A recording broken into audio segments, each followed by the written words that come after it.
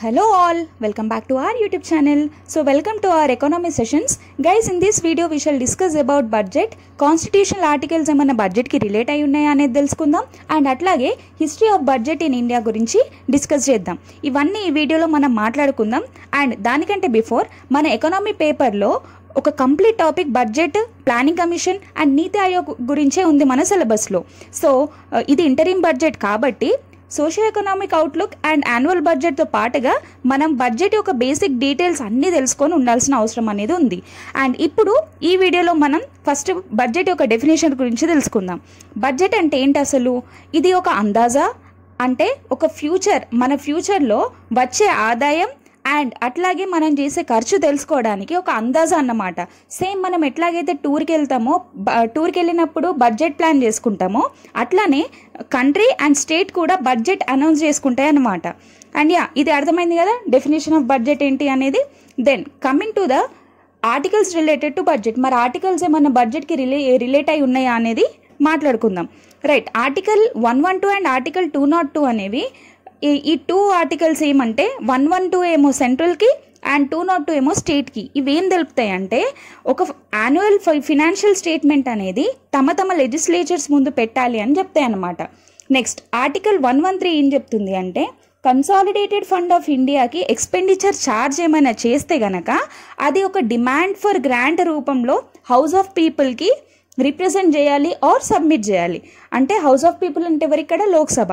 Next article 1114 ఏం చెప్తుంది అంటే పైన ఆర్టికల్ ప్రకారం అంటే 113 ఆర్టికల్ ప్రకారం గ్రాంట్స్ని లోక్సభలో సబ్మిట్ చేసిన తర్వాత వెంటనే కన్సాలిడేటెడ్ ఫండ్ ఆఫ్ ఇండియా అని ఒక అప్రోప్రియేషన్ని ప్రొవైడ్ చేయాలి అండ్ వెంటనే ఒక బిల్ అనేది ఇంట్రడ్యూస్ చేయాలి. ఈ బిల్లులో ఈ అప్రోప్రియేషన్ అనేది ప్రొవైడ్ చేయాలి, ఈ consolidated fund of India for all money అని చెప్పి ఈ ఆర్టికల్ 114 చెప్తుంది, 114 చెప్తుంది అన్నమాట.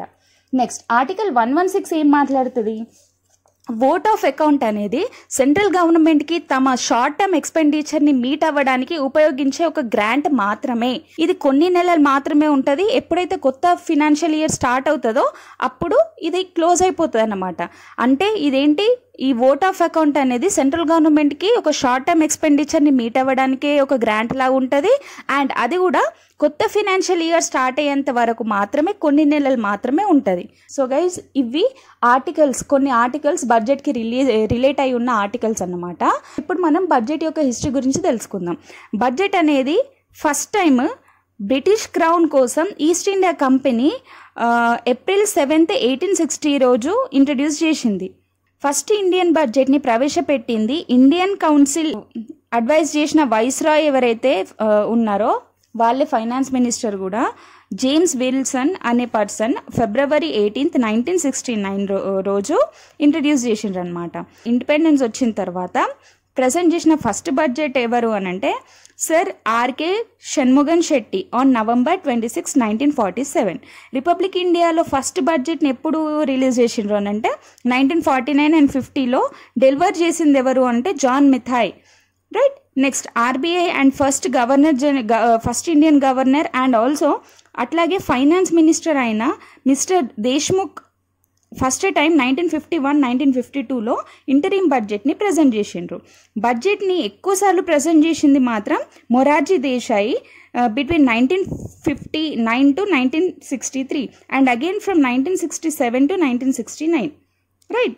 So that's it for today and I hope you like the video. Please do like, share, comment and subscribe to my channel. Thank you.